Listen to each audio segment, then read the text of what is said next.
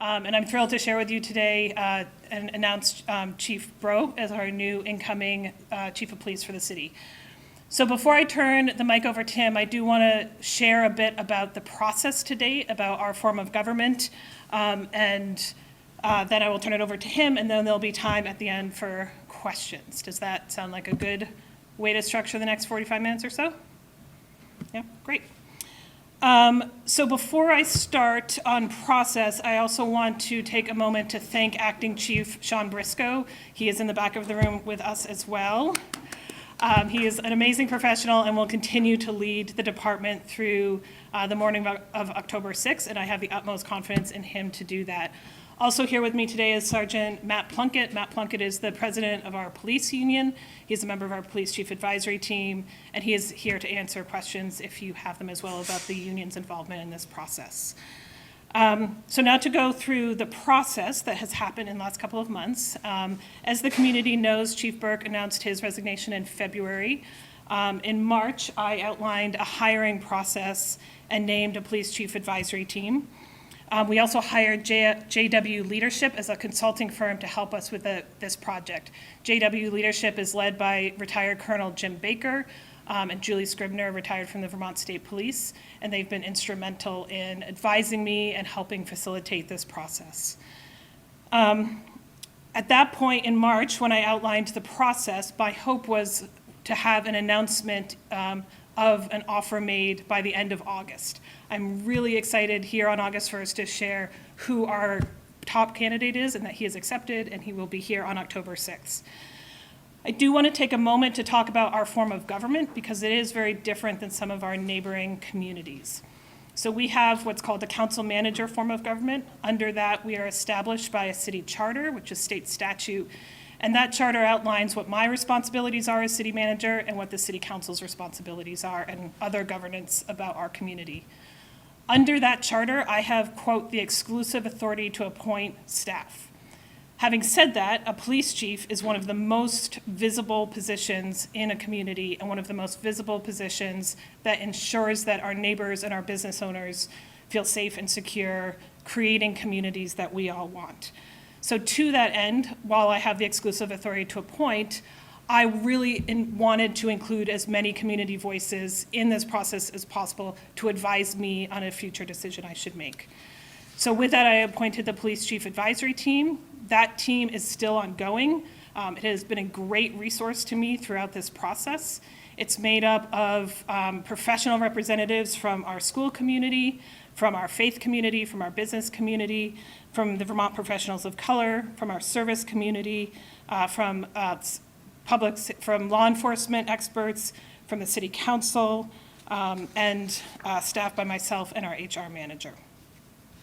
That advisory team over March and April conducted a series of listening sessions. We had 5 listening sessions with dozens of residents and professionals in our community participating, and we surveyed our police department staff on what they wanted to see in our next chief. So with all of that information, we went out to the market. We wanted to hire the best of the best for South Burlington. South Burlington has an amazing police department with exceptional employees now, and we wanted to make sure their next leader met their standard. So we did a national search, again, led by JW Leadership. We received 14 applicants. The consultant screened 8 of those applicants, and the police chief advisory team interviewed 5.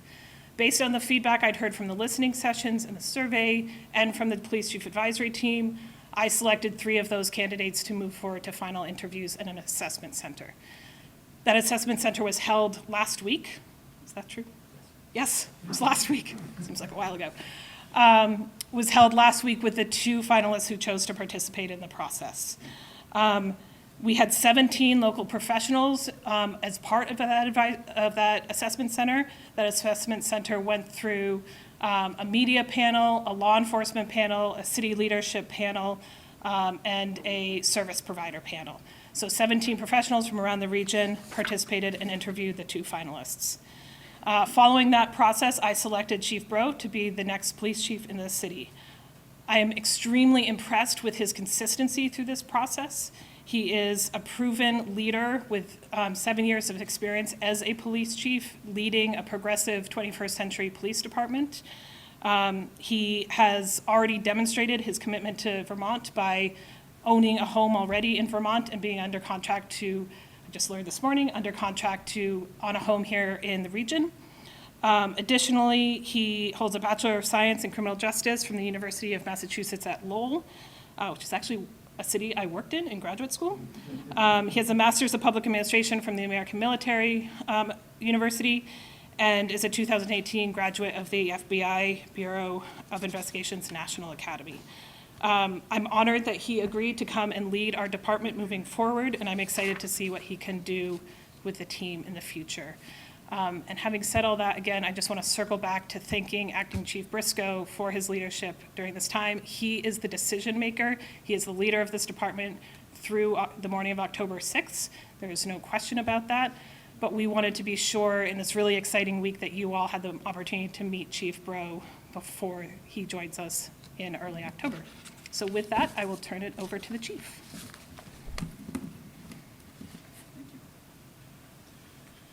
Thank you. I am incredibly honored to have been offered this opportunity. And I really don't have any prepared remarks other than, probably answering the questions that most of you have. Why South Burlington? Why leave New Hampshire? You are a chief. Why would you leave New Hampshire to come to South Burlington? And the simple fact is, my wife and I love Vermont. It has been our dream to relocate to Vermont for several years.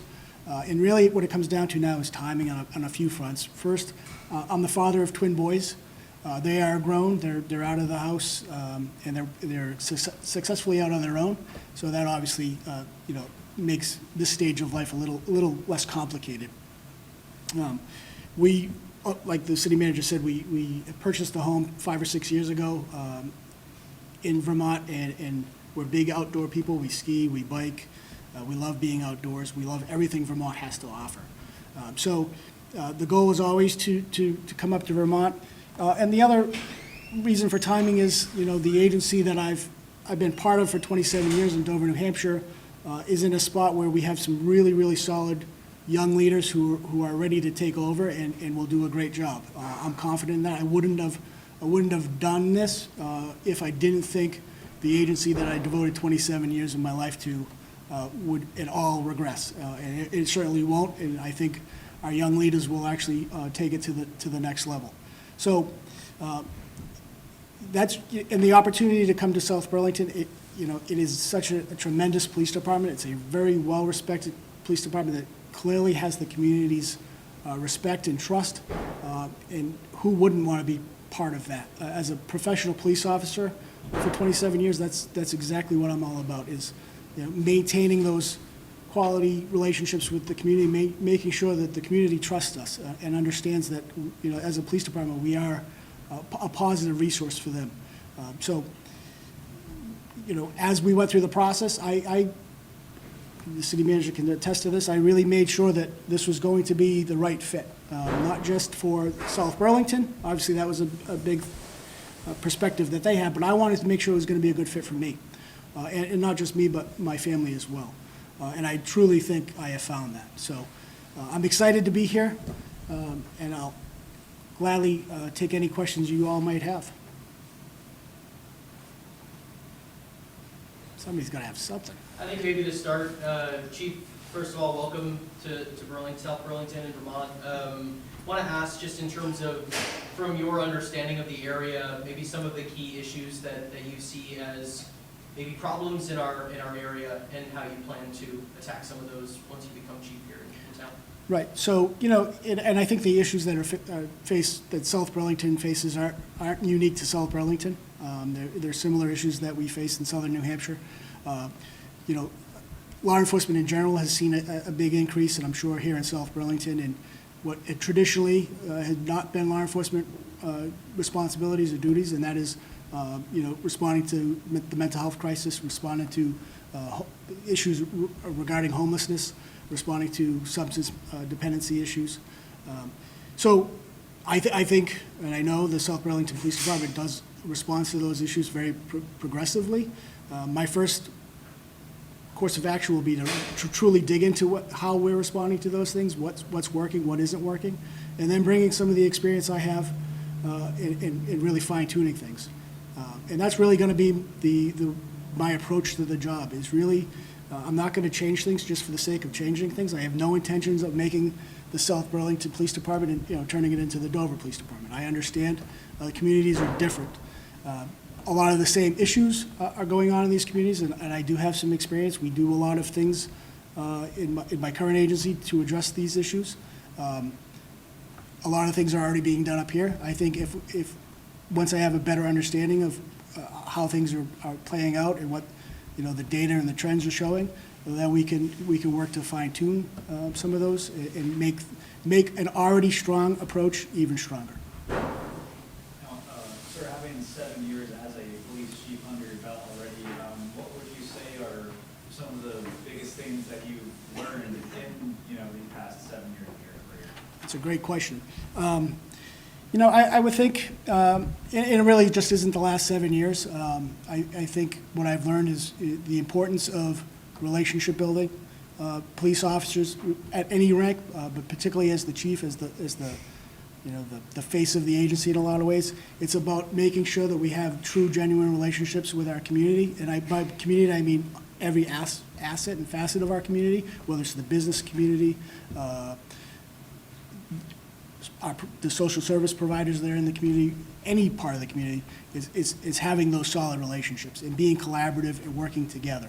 I would also say that, particularly in the last 5 to 7 years, we've seen a lot of social service or social-related issues that require the police to be involved in. So I think in doing that, we really need to it's critical that as police leaders, we are collaborative and we're not afraid to be outside the box thinkers. We have to be problem solvers. You can't take the traditional law enforcement approach that we used 27 years ago when I was a rookie officer and fit that into today. The world's changed. We need to make sure as a profession, and it's my job as the leader of the organization, to make sure that we are finding solutions to problems. We're not just constantly responding to the same issue over and over again. How can we work collaboratively with the community to find some solutions? And sometimes it requires outside the box thinking. I think I have a proven track record of doing that in New Hampshire. What was it about your management or your style that caused the rank and file to have to join the Teamsters 2 years ago? I mean, you were a chief for 5 years, and they felt that they had to. That had absolutely nothing to do with me or my management style. The Dover Police Association, which represents the non-supervisory staff of the police department, they joined the Teamsters because they were about to enter contract negotiations with the city at the time, and I'm on record with the city council saying, we're not paying our officers enough. Recruitment and retention was really becoming an issue. We were becoming, for that region, we were one of the lowest paid departments for entry-level police officers. It was hard for me to compete with other police departments in the area on salary alone. The union, the Dover Police Association, was represented by an attorney. They apparently didn't think he was doing enough for them when it came to negotiations. I have a great relationship, still maintain a great relationship with both unions within the police department. We've never had any issues. Their decision to join the Teamsters was completely their decision to join the Teamsters. It had nothing to do with the day-to-day operations.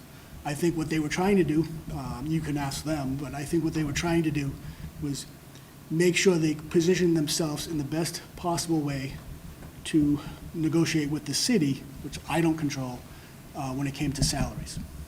You weren't part of the negotiating team for the city? Sure I was, but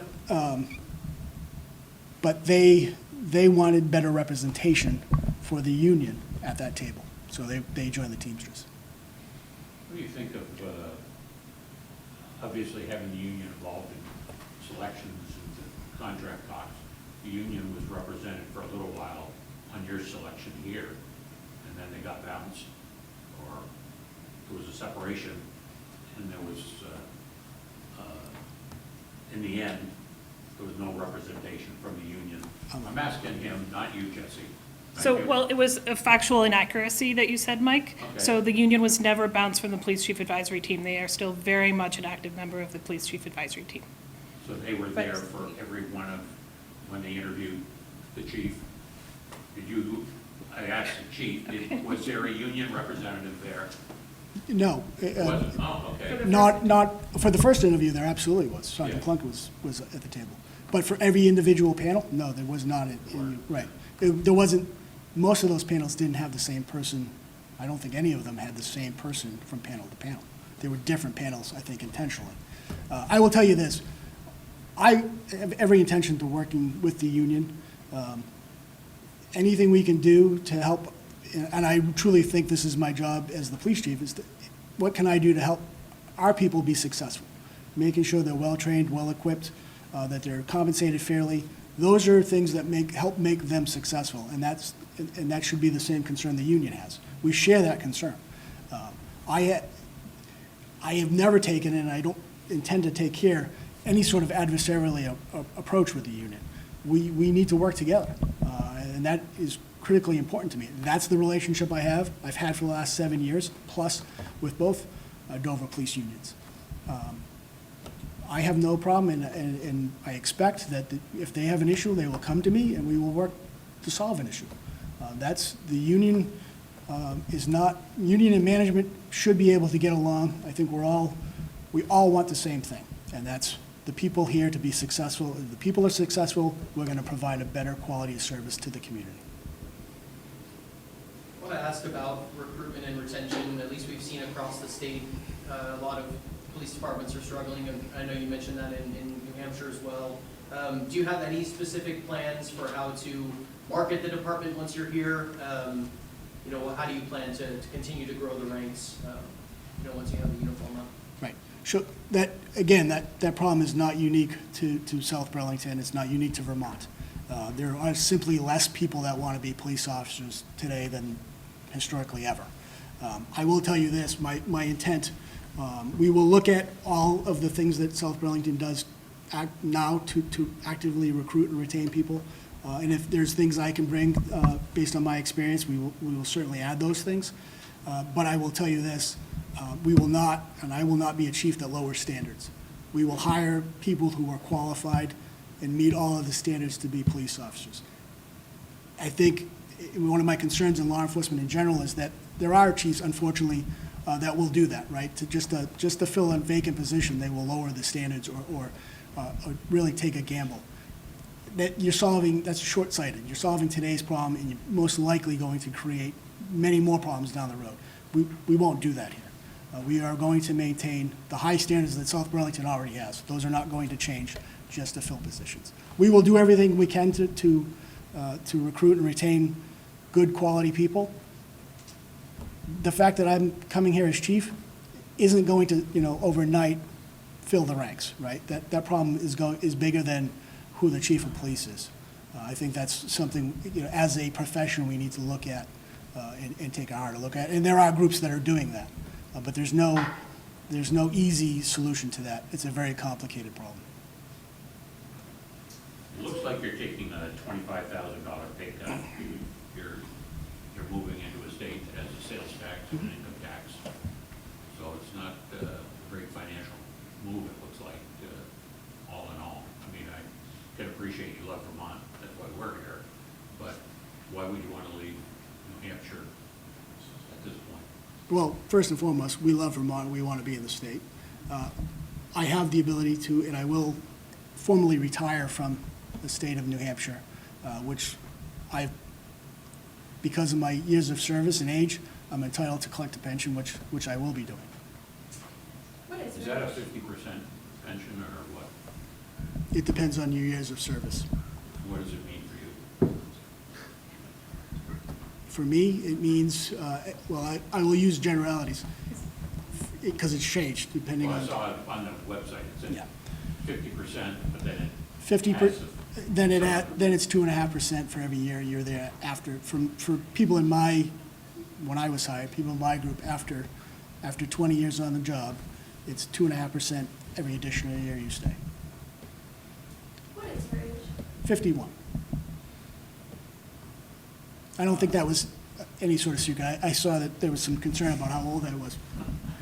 No, I The just, city I didn't didn't know know it. it's a 51, They didn't do a 51. background check. sort of question. I'm curious, how important do you view building a relationship with Burlington next door? Of course, they are struggling with some of the national issues you mentioned, substance use disorder, homelessness, et cetera. Sure. I have already had a conversation with Chief Burke, intend to, to make building relationships with Burlington and all of our surrounding communities and all of those police departments a priority. Of course, right, nothing stops at the border. We will share crime, we will share, other issues. So having those relationships is critical. Is there anything you've learned already from the folks that are already here that really separated South Burlington from other communities, maybe in our area, or even other police departments, maybe in New Hampshire that we're hiring for police chiefs? Sure. What really has separated them is the extreme high level of professionalism, from the city manager down to the police staff, everybody on the panel. That assessment center was no joke. It was legit, grueling process.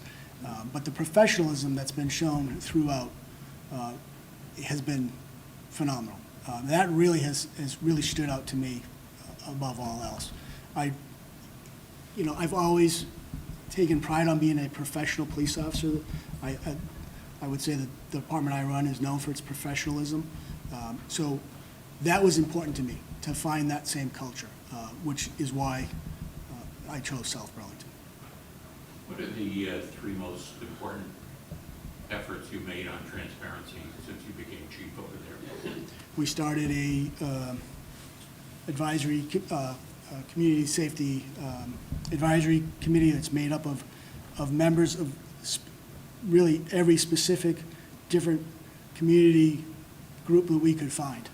So Black Lives Matter, to the school department, to people that represent recovery services. We started that group with the hopes that we would share what the police department does, people could ask questions, and those people as representatives of those subcommittees could bring that back to those communities. So that was one effort.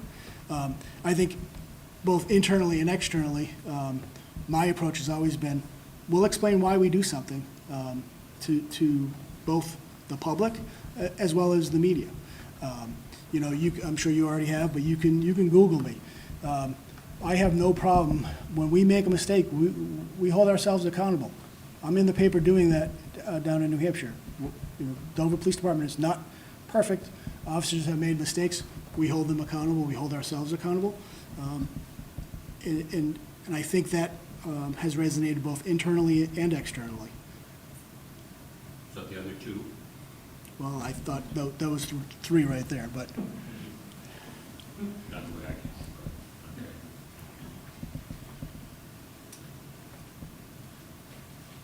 anybody else? What town do you live in down there? I live in Dover. I live in the city of You Dover. live in Dover? And what town are you gonna live in here? Likely South Hero, but that's still, that's not finalized yet. And where is your second home right now? Ludlow. Where? Ludlow? Ludlow. All right, any other questions, folks?